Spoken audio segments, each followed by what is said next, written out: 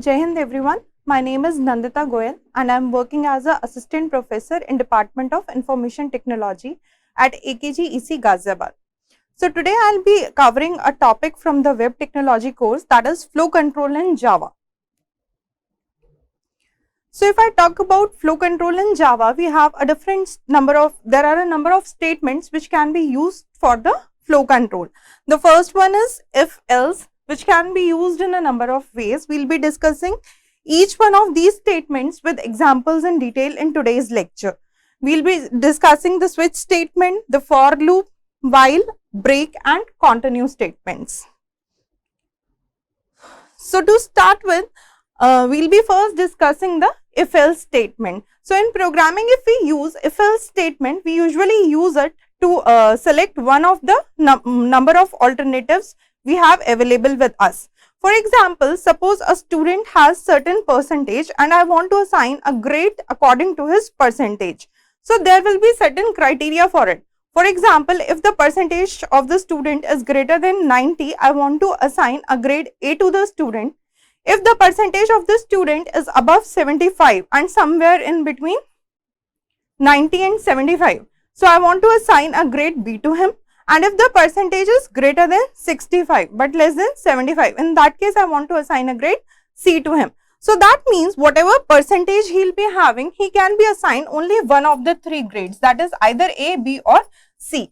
So that means I have a number of alternatives available with me, but depending upon the condition, I am going to assign one grade to the student. So for this purpose, we can make use of a if statement. So let's see the general syntax of the if statement in Java. So what we have the if keyword, then followed with a condition. So that means if this particular condition, which will be written inside the round braces, if this is going to be true, then the set of the statements which are written in the if statement, they are going to execute. And if this condition is not going to be true, then none of the statements within this if statement will execute. So this is how it will work. So let's see this particular case with an example. So now here is a condition. We have a integer type of variable number which is actually less than 0. So if this condition is true, this is actually a condition, number is less than 0. So if this number is less than 0, that is the condition is true, then the statements within the if statement will execute. And if the condition which is written after this if, that is number is less than 0, if it is going to be false, in that case the statements within the if statement will be skipped and only the statements which are outside the if statement will be executed. So in this example, we have a Java class that is with the name if statement. Then we have the main function, and then within the main function we have declared an integer type of variable number and assigned a value 10 to it. Now what we want to check? We want to check that whether this number is less than 0 or not.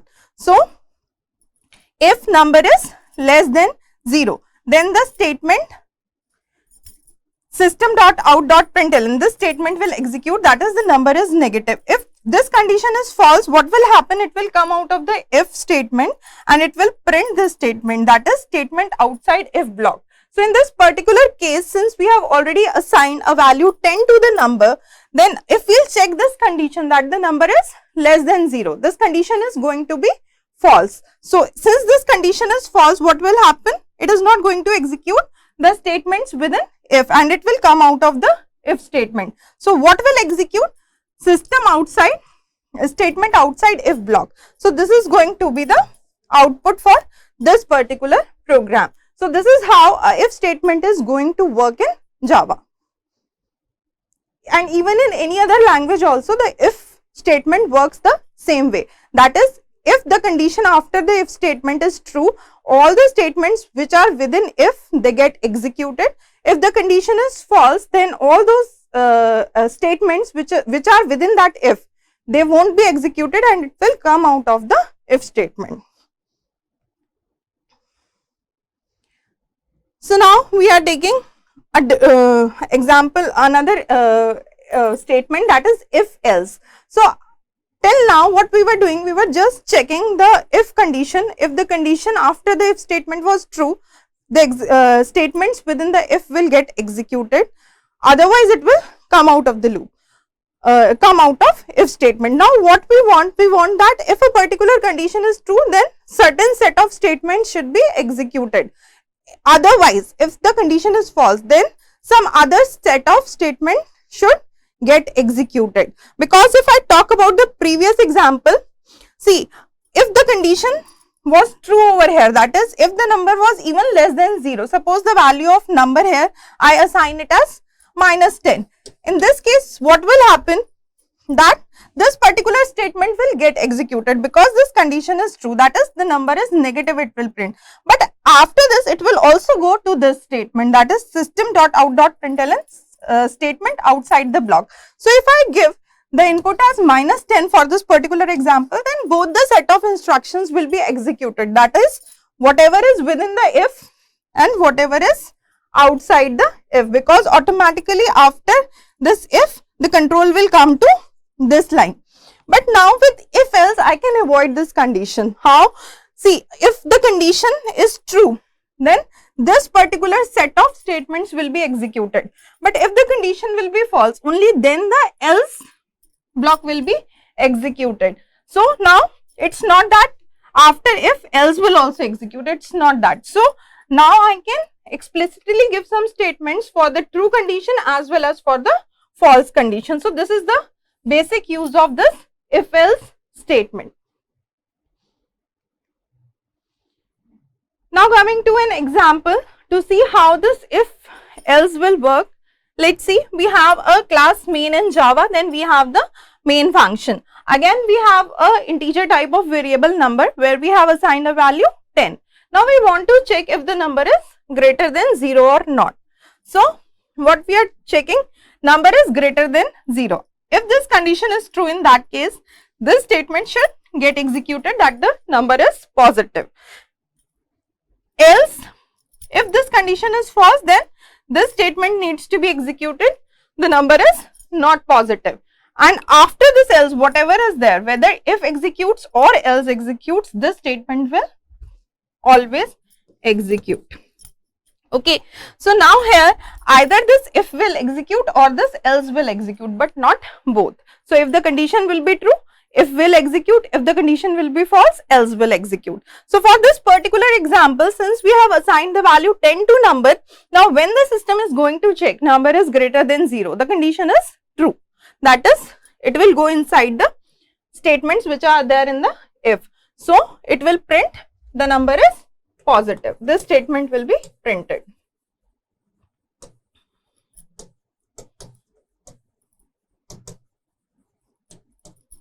Okay, and after this, now it will not go to else because the condition was already true. It will come out of this if else and it will execute the statement outside if else block. Okay, so now this is when the condition is true. Suppose again I assign -10 to number instead of this 10. Now when it will check if the number is greater than 0, this condition will become false. So when this will become false, it will go to the else part of this if. That is, it will print the number is not positive. So in this case, first this line will get executed, and once this line gets executed, again whatever is outside if else, that will always get executed. So statement outside if else block. So in this case, in case of -10, both these lines will be executed. So this is how a if else will work. Now we have another set of statements, that is if else if in Java. So how we actually use these statements? Up till now we were just having one condition. So if we were using a if statement, there also we were checking that one condition. Even if we were having a if else statement, in that case also we were checking that one condition, and if it was false, we were executing the set of statements within the else. Now in if else if, the difference is that we can check more than one condition.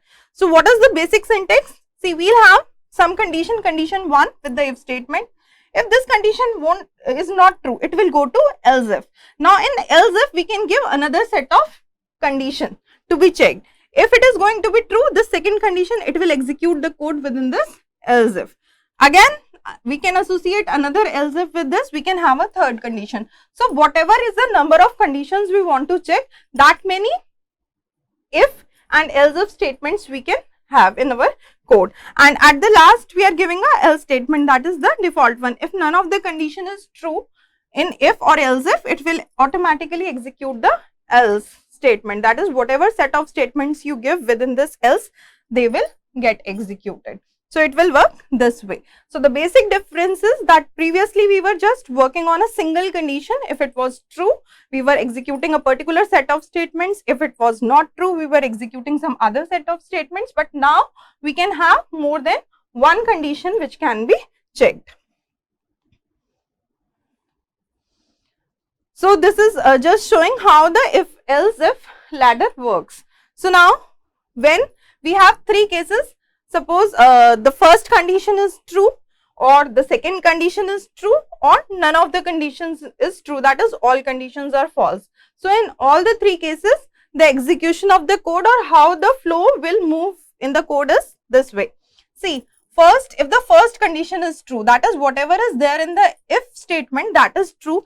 In this case, this set of code will execute, and once this set of code within the if, that is these braces, gets executed, the control will move to the end of this if, else if and else ladder. So it will move out of this. In the second case, we are saying that the first condition is not false, the first condition is not true, the second condition is true. So what will happen? It will check the first condition. Since the first condition is false, it will move to the second one. And since the second condition is true, now what will happen? Whatever set of code is given within these braces, that is this code, it will get executed, and after this, the control will come out of the else if, and else ladder. Now in the case when all the conditions are false, so first it will check for the first condition, it will find it false, so it will move to else if, again it will find it false, so it will execute in the else. Whatever is there in the else, this part will or code will get executed, and after this it will come out of this. So this is how it will work when all the conditions are false. So this basically shows the entire ladder, that how the flow will move from one line to another line in all the different cases, that is if first condition is true, if second condition is true, and even if all the conditions are false. Now there is an example for if, else if, else.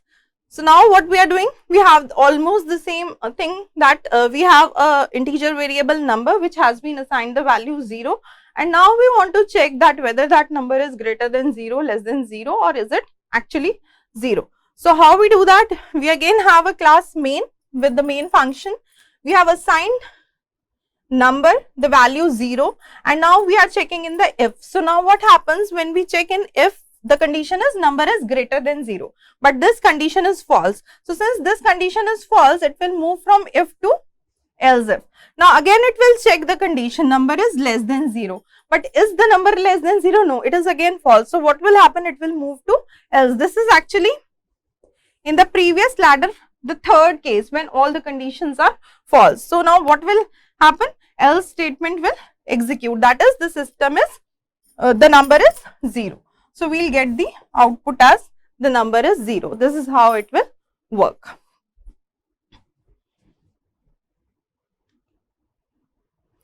Now we have a statement known as switch statement. The switch statement actually allows us to execute a block of code among different alternatives. So most of these statements which we are studying now, we have a number of alternatives which are available, but depending upon our condition or our value, only one alternative will be executed. So to use this statement, we have the general syntax, that is the switch statement, and then this is accompanied by round braces, and in these round braces we give the expression. Then we have different case values. So whatever value or alternative we want to give, we can give after writing the word case. So value 1, if this is actually the expression which we have passed, it matches value 1, then in that case this code will be executed, and once this code gets executed, it will break. That is, it will come out of this switch case. If value 1 is not true, value 2 is true, then this piece of code will get executed, and if none of the values is actually matching the values given in the cases, then this default, we can give a default statement in which we can give any statement by default which we want to get executed. So now let's see an example of a Java program which is used to check the size, given size. So now we have a Java class, that is main class, we have a main function, then we have given a number and we have assigned a value 44 to this number. Now in this switch, we are passing the expression number, that is value 44. Now we have different cases. This is the first case where we are giving the 29 value. So this value will be matched with the value passed in this number, but since it is not matching, here we have 44, so this won't execute. Then it will go to case 2, that is 42. Again this value is not matching, so it won't execute. Now it will compare this value with this. Now there is a match, that is 44. So whatever we have in this case, those statements will be executed, that is size equal to large, and thereafter we have the break statement. So no other case will be executed. So it will after this move to this part because we have a break statement over there, and then it will system.out.println, it will print the size is large. So we will get large in the output. So this is how we can make use of a switch statement to find or select one alternative from a given set of alternatives. In Java, for flow control, we have 3 types of loops, or we can make use of 3 types of loops: for loop, while loop and do while loop. So for loop, the general syntax is we will have a initial expression, then we have the test expression or the condition, and then we have a update expression. The thing to be remembered is for this general syntax, we always have this semicolon after every part, that is initial expression, test expression, and no semicolon after the last, that is the update expression. Then whatever we want to give in the body of this loop, we can give it. So now let's see a program for loop where we are printing the numbers from 1 to 5. So we have a class main, we have this main function, then we have an integer variable n which we have assigned the value 5, and then we are making use of this for loop. So the for loop, the first initial expression is we have initialized the value of integer type of variable I to 1. Then what condition or test expression we have? I is less than equal to n, that is 5. Plus I, this is a pre-increment operator, and if this condition is true, it will execute the statements within the for loop, that is it will print the value of I. So initially the value of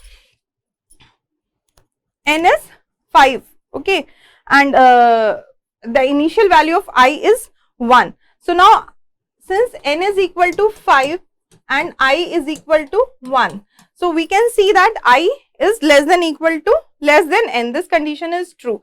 So it will print 1 because we are printing the value of I over here. Then for 2 also the condition is true, it will print for I equal to 2, then 3, then 4, and then even for 5. Now as soon as the value of this I becomes 6, what will happen?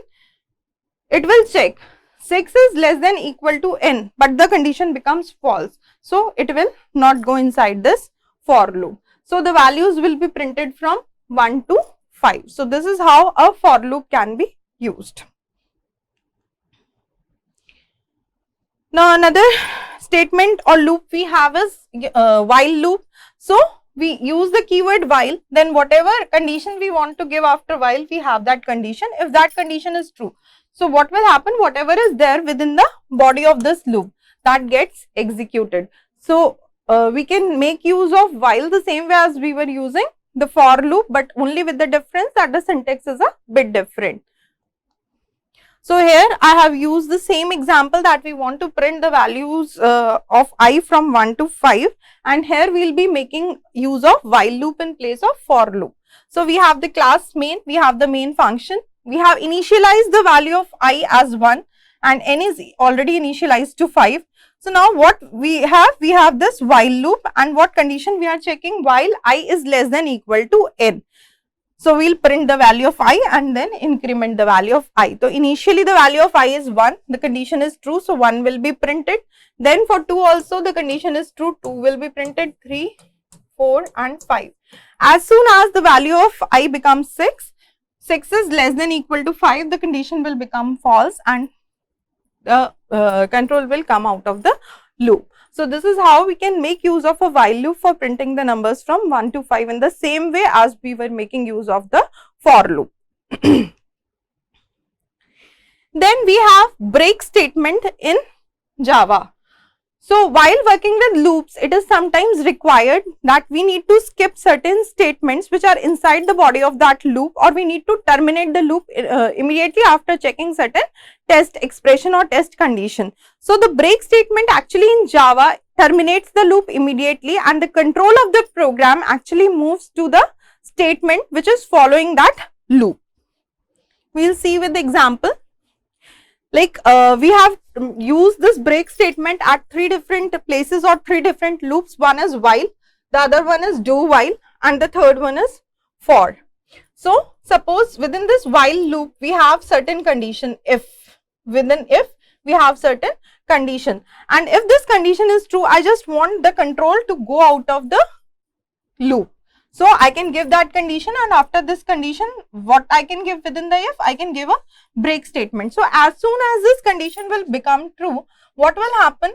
The control will go out of this while loop. So there are circumstances when we need to have such kind of things.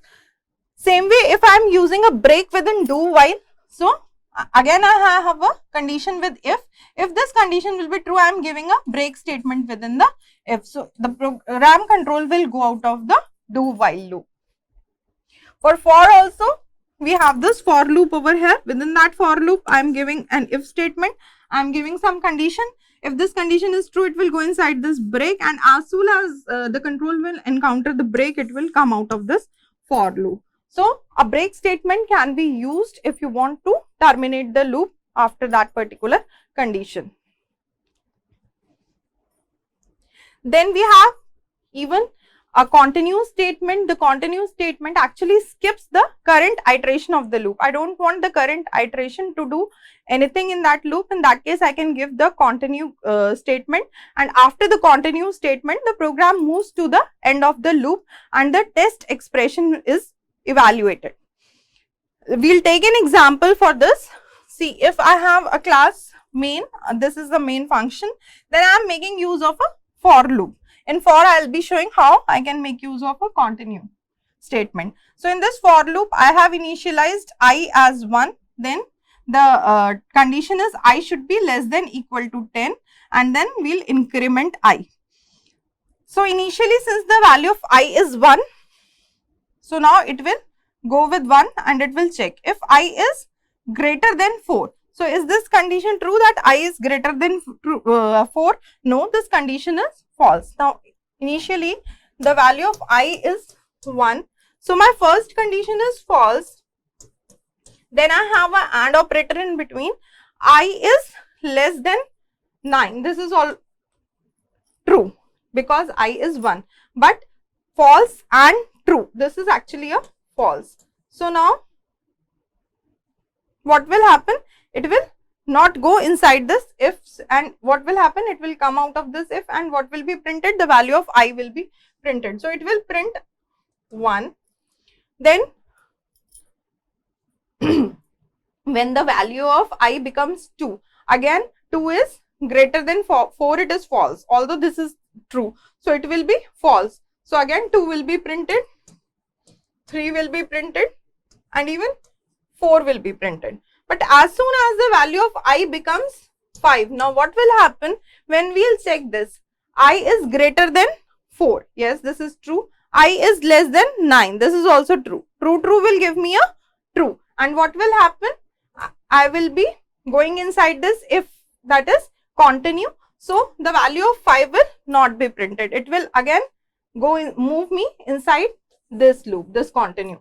So now the value becomes 6. 6 for 6 also both the conditions are true. So we'll again continue. Nothing will be printed. Again we'll make the value of I as 7 and 7. For 7 also both the conditions are true. So again it will continue. For 8 same way. As soon as I'll encounter the value of I as 9. So what will happen? Now this is true and this is false. So it will move out and 9 will be printed over here, and same with 10. Now after 10 nothing will be printed because my this condition will become false. So this is how I can make use of continue. So the output for this code will be as I have already shown, 1, 2, 3, 4, then 5, 6, 7, 8 will be skipped, and then 9, 10. So this is how we can make use of a continue statement. Thank you.